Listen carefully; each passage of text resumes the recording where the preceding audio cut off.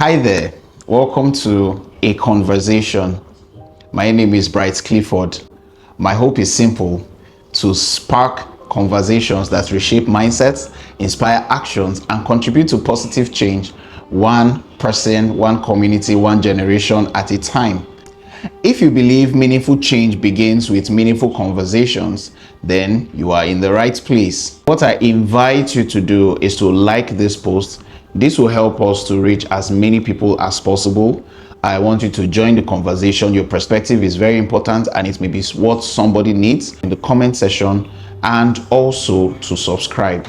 By doing that, you are partnering with us on this vision to reach out to as many people with the conversations that will shape a generation, that will shape a future to come. Welcome to A Conversation. Glad to have you here.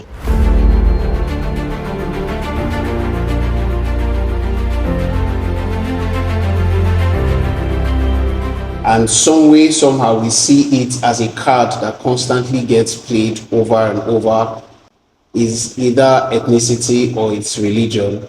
Just speak to the issue of that ethno-religious divide.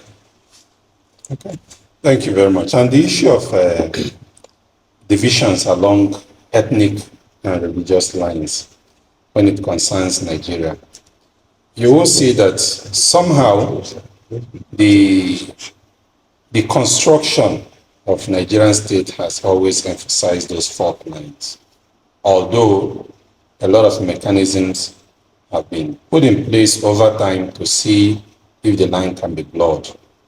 But unfortunately, when you have a system that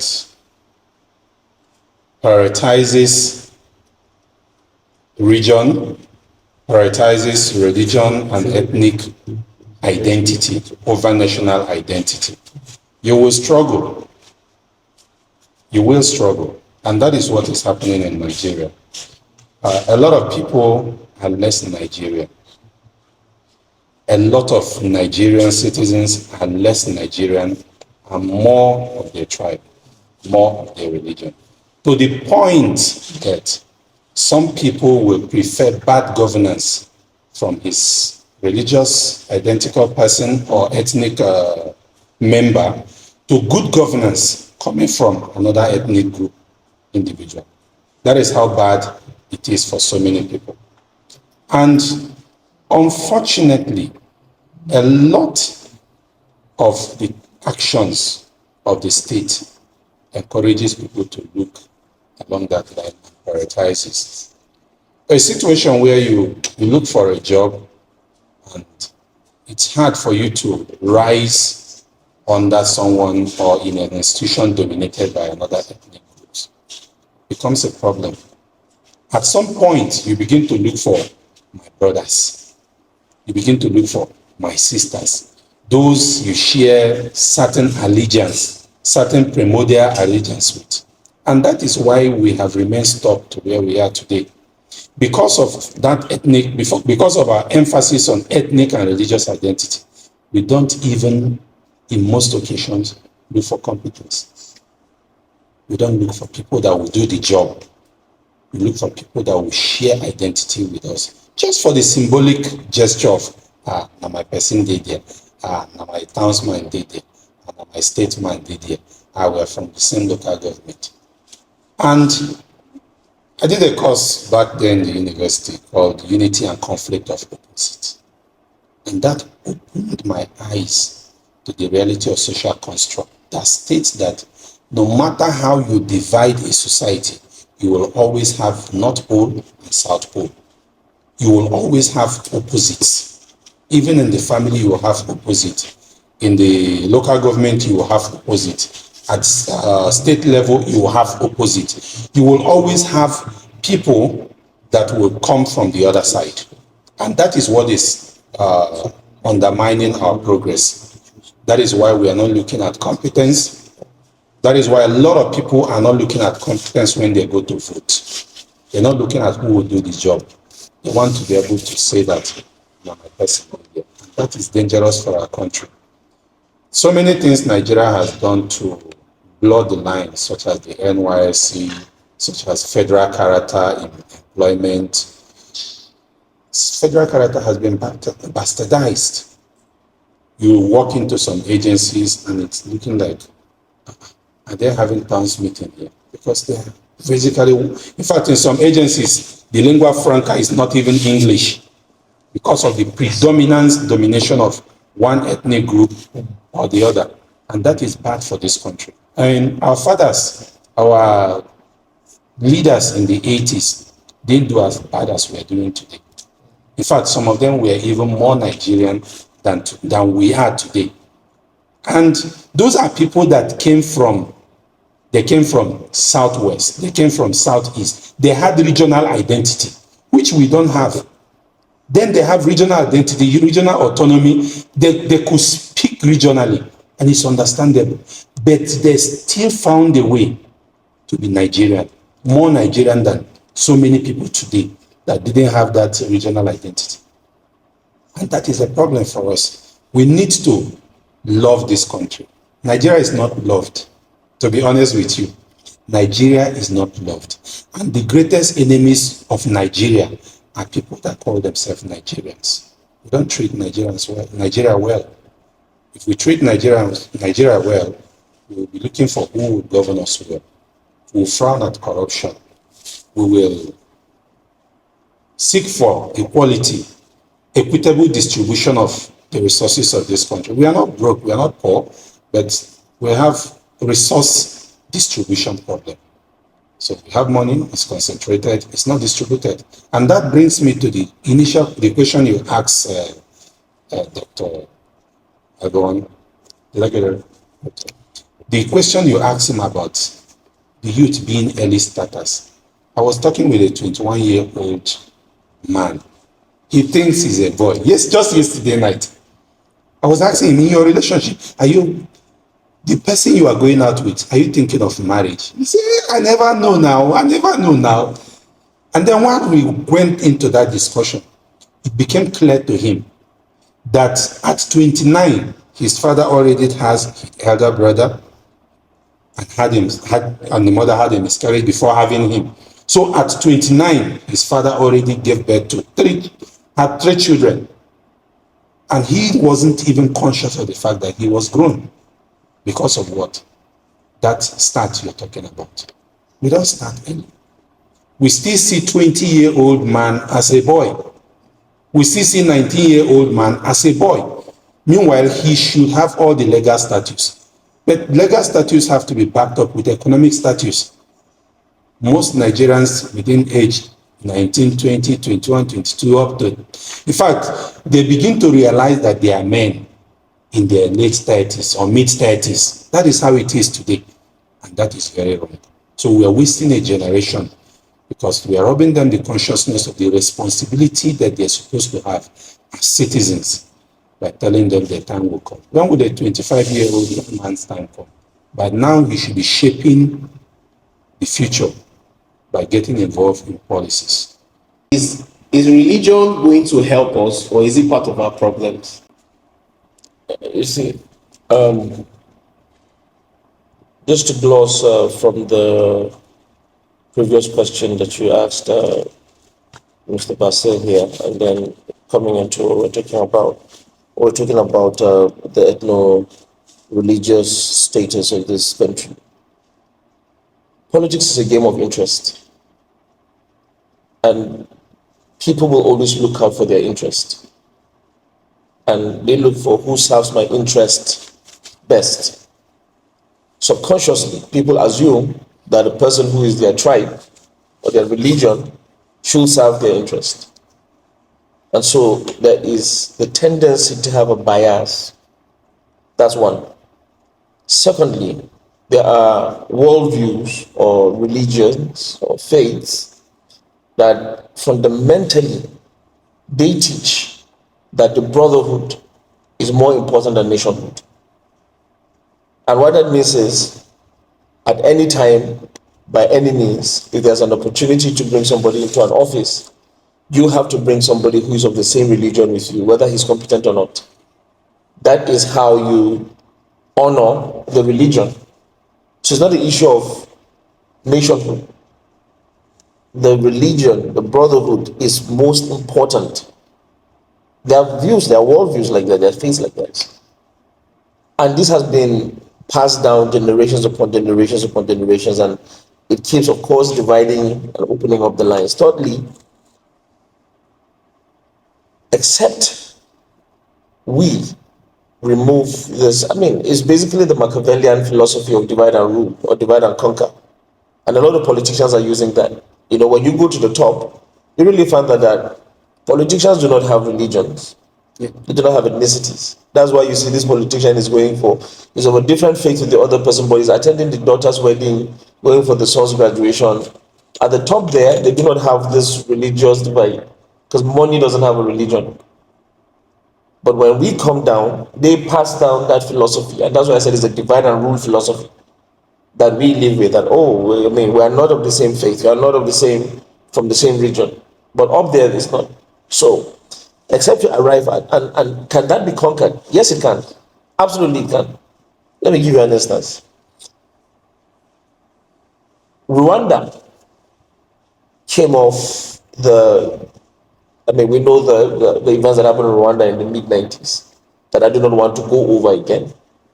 Recently, a friend of mine was in Rwanda, and he was in the hotel, and he asked the guy that came to attend to him at the room service, the steward, and said, "Are you a Hutu or a Tutsi?" And the guy responded, I said, "I'm a Rwandan. I'm not Igbo, I'm not Hausa, I'm not Muslim, I'm not Christian, I'm not Yoruba, I'm not Ishekiri, I'm Nigerian." But averagely, if you come to the Nigerian context, we want to know what part of Nigeria are you from. Are you from the south? Are you from the east? Are you from the west? Are you from the north? We want to know that. And so that kind of affects a whole lot of things. Now, that in itself is not a bad thing, right? Because that gives you a sense of belonging. You know that somebody that has the same background with me is here. So that in itself is not a bad thing. So now that brings me into the question about religion. You see, religion is not the problem. It is how religion is used. I don't know if you know what I'm saying. Let me give you an instance. The way Islam is practiced in Nigeria is not the same way Islam is practiced in some other parts of this country. In fact, if you go to Sierra Leone, just here in Africa, Islam is not practiced the same way. There is a whole lot of difference. There are parts of this country that if somebody deconverts from one religion to the other, he's going to be killed. In other parts of, in fact, some parts of this country, you have people that are in a family, people of two different faiths, and they're living happily ever after. So you see, the religion is not the issue, it's how the religion is practiced. The same thing with Christianity. How Christianity is practiced in Nigeria is actually different from how Christianity is practiced in some other parts of the world. So religion is not the problem. How the religion is used, what is being taught, and this is where we come to the problem with, what does the imam teach? What does the pastor teach? What does the pulpit do? What do the altars project? So religion, again, has never been our problem. Religion will never be a problem. If you ask, if anybody says religion is a problem, that's not true.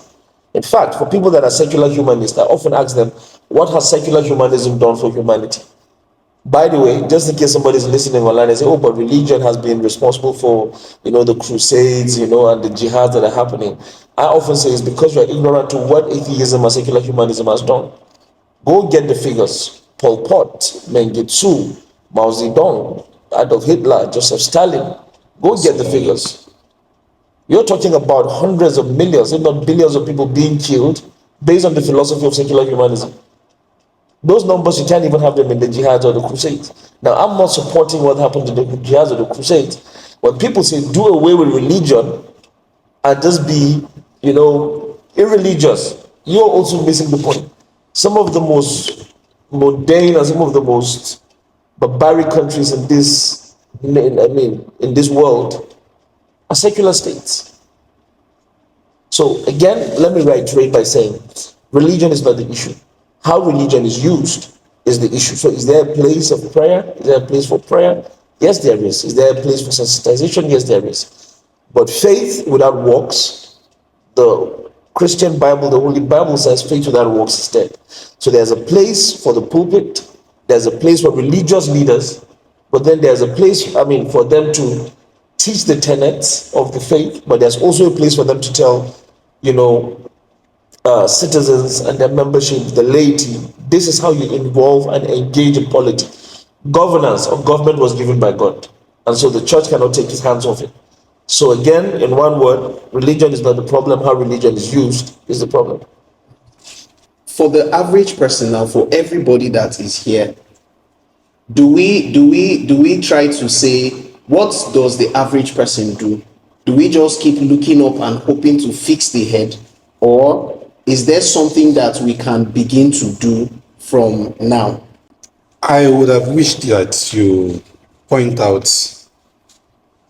focus on this because it's so general. But you started by mentioning the issue of insecurity and how we tend to look up. Fundamentally, you should look at the constitution of the Nigerian state, give powers to different tiers of government on what they have shared responsibility and exclusive responsibilities to. And when it comes to security, the state, and by the state I mean Nigeria, the federal government is absolutely in charge. It's absolutely in charge. Now, it is on the exclusive list, and that is why it is the federal government that controls the army, the navy, the air force, the police, and all the paramilitary that bear arms. If the government is serious about people becoming part of the process of securing this nation beyond, if you see something, say something, it has to go beyond that.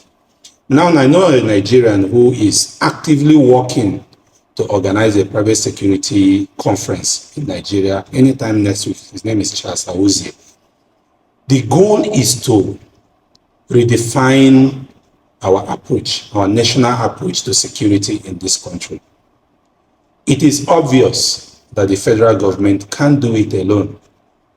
It is time for the federal government to admit that it can't do it alone.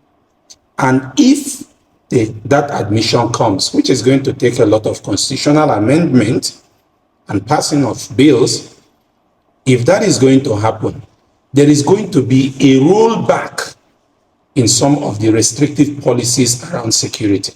For instance, in this country, if you need to have a license to carry a caliber of firearm, not den gun now. Den gun, you can get den gun because it's used for hunting and the rest. But if you need to carry firearm that can match what the propounders of insecurity in this country carry, we need up to the president to give approval. AK-47, no one in Nigeria is allowed to carry it except you work for the government. So if you are going to confront somebody that wields an AK-47, you need something bigger than AK-47. And that approval, you don't have it. So there is need for the government to face reality. The federal government alone cannot do this. So what can it do? Can it license private security to help? Can it pass the legislation on state police? And all of this is going to impact on how well we participate. As you know, look at the whole country. In every state where we have challenge of insecurity, when it becomes a scandal, even the governor will say, I don't control the police. And it is true. In the practical sense, it is true legally, but just criticize the governor, say something he doesn't like. That's when you know he controls he has influence. We may not call it control, but he has influence. He has unaudited security votes that he can spend by buying operational vehicle for the police. He can spend by giving them morale boosting allowances to make them do their work more effectively. He can also spend that to chase his political opponent. But when it comes to insecurity, it becomes very convenient to say, I can't do anything. And that culture has to change. It has to change.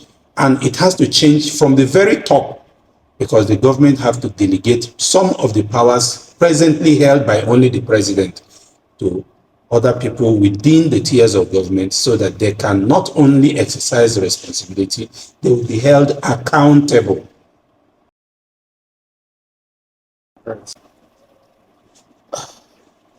from the bottom up, we also have a lot of responsibilities. Now, the interesting thing is, whoever is up there was somebody that came from here, was part of the general.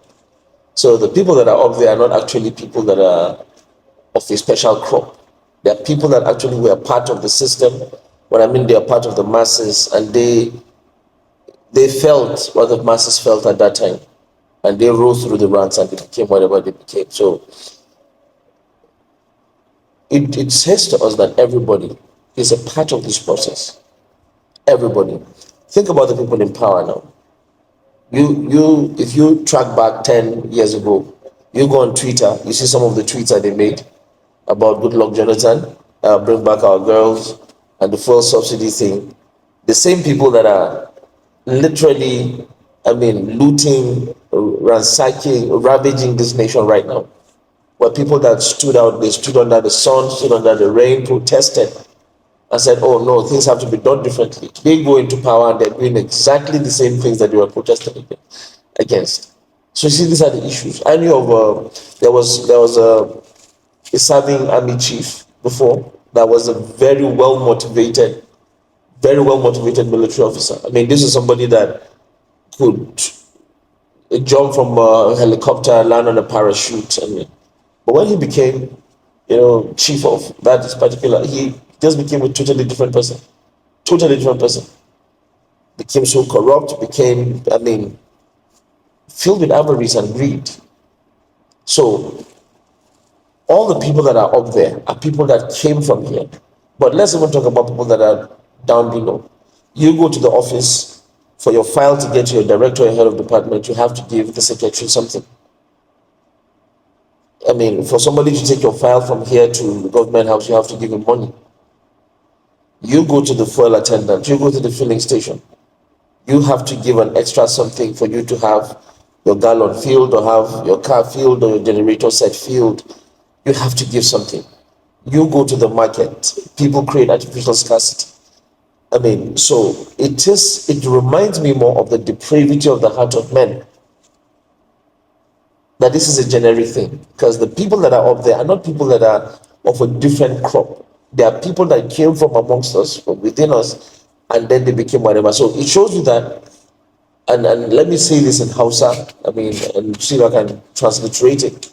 That there's a saying in Hausa that they often say, "Ko na gauta jani, sai dai bai jira na ba." In other words, every egg is red or yellow, except if it doesn't it has been exposed to the heat. So it actually shows you the conditions of the hearts of men. That many people, many Nigerians are just looters in waiting. They're just criminals in waiting. They are waiting for an opportunity to have the power, and then they do what they want to do. Lastly, there's also the pressure that comes from society. If I become, take for example, a senator or a governor, well, I don't intend to vie for any political position, but Basil, since he's more, you said he feels more like a politician. If Basil becomes a senator or House of Representatives or governor, if he visits his village or his constituency, all the men there will want him to give them something. They want him to do something for them. The women want him to. If he doesn't shake body, they say he's a very greedy, stingy. If they come to him and he says, look, I don't have money, they will say he's lying. So the politicians are also living under the pressure to steal, to give. Because if they don't steal and give, they won't be voted the next time.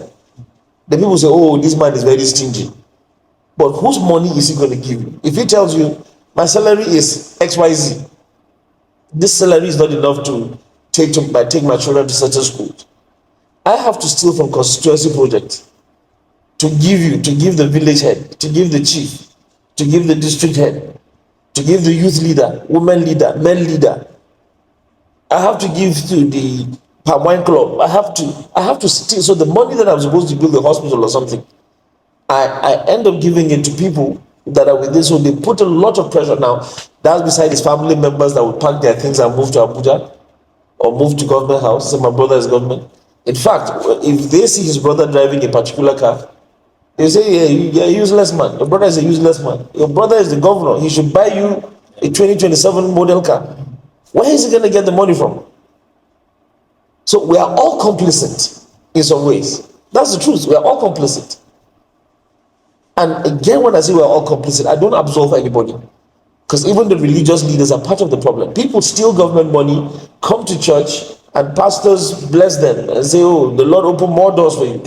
The pastors do not have the courage to say, where did you get this money from? They do not have the courage to say, no, this is money for constituency project. Can you swear on your honor that this is a money gotten diligently? Or are you going to carry money meant for security votes? People are dying in a part of the country or a part of the state. You are taking money that is supposed to be given to policemen and coming to sow tithe or sow prophet offering or seed. And pastors are saying, wow, the Lord has opened supernatural doors for us.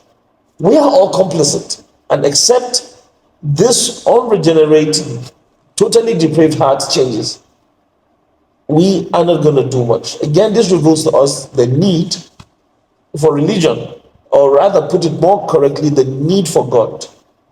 And that except God changes our heart, we are going to be living so depraved. Now, there is the civic good or the moral good that God gives men that are not saved. That's okay. All right. We've seen countries that are not very religious, and they make policies. By the way, most of the countries in Europe that we talk about that are very vibrant, they were founded on Christian principles. biblical principles. When you go to Germany, say, oh, but Germany is not so religious. You need to go and listen to what the reformers did in Germany and Austria and Switzerland. The foundation of their laws. You need to look at the foundation of their laws. You need to know what we were talking with him before the podcast was this thing about Martin Luther and John Calvin on work and vocation. Literally, Luther, Calvin, Zwingli, Zinzendorf, Ulrich Zwingli, they all spoke about work as a vocation, as an ethical, the ethics to it. This is what countries in Europe are using. So they might not be professing Protestantism, but the ethics upon which it is built were biblical principles. The three arms of government that we're talking about is built on biblical principles. The Lord is your judge, the Lord is your king, the Lord is your lawgiver. You see the judiciary, you see the executive, you see the legislative. Now we might not say, oh, Christianity, the Bible, no, but we are actually operating biblical principles, right? So again, there's a need for faith, there's a need for God, and there's a need for a conversion of our unregenerate heart. So everybody is complicit, and we need to look at it holistically.